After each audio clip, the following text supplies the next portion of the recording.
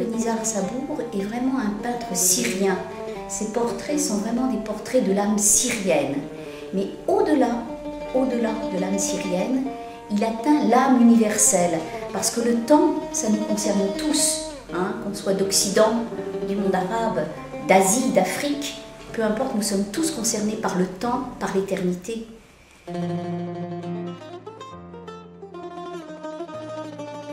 Nizar Sabbour est un peintre du temps. Alors comment peindre le temps, cette notion aussi abstraite? Eh bien Nizar l'a fait à partir d'une technique qu'il a reprise chez ses ancêtres de Palmyre, hein, ces figures qui sont vieilles de 1800 ans. Il a repris le moule. Il a fait un moule, ce moule il l'imprime sur le papier et qu'est-ce qui va se passer? Cette impression c'est comme l'instant photographique. L'instant est figé, fixé et il va rentrer dans la durée. Si bien que cette figure très ancienne va devenir contemporaine. Contemporaine ne serait-ce que parce que Nizar l'a choisie et qu'il l'a fait vivre aujourd'hui. Et il y a le philosophe Giorgio Agamben, un philosophe italien, qui dit « Ce qui est contemporain, c'est ce que l'on fait vivre aujourd'hui ».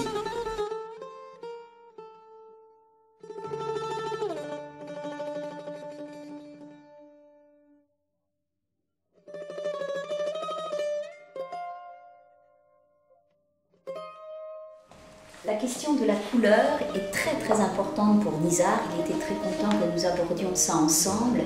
Il utilise effectivement des couleurs primaires, le jaune, le rouge, le bleu, bien souvent par touche, quelquefois par ligne.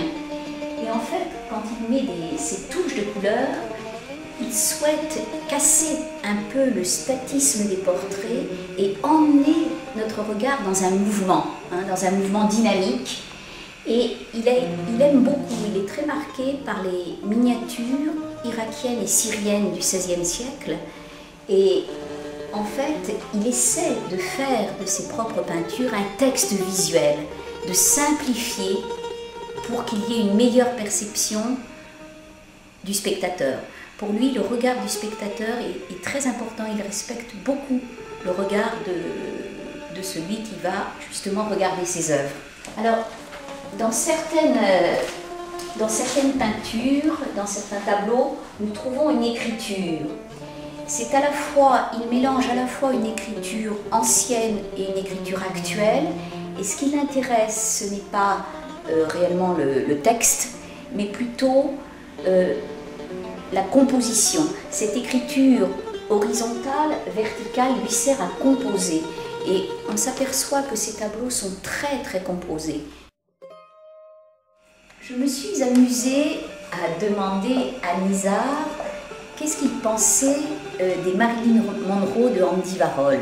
Et alors il s'y est opposé parce que d'une part il ne veut pas qu'on le compare, et ça je le comprends, et c'est vrai, quand on y réfléchit, les icônes palmyriennes de Nizar sont à l'inverse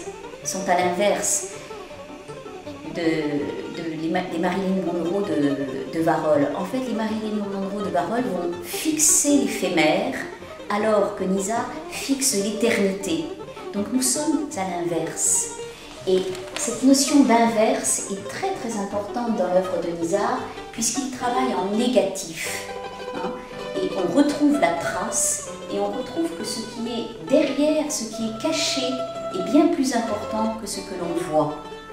Et on peut dire dans ce sens que l'art de Nizar est un art de palimpseste.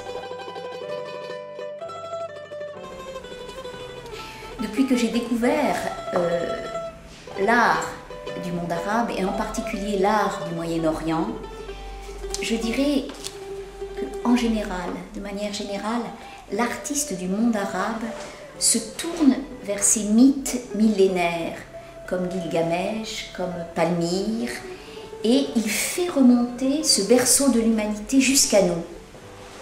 Et c'est une constante qu'on retrouve très souvent chez les artistes du Moyen-Orient. Et c'est comme ça que ce fameux passé devient contemporain, que les temps se superposent, s'entrechoquent.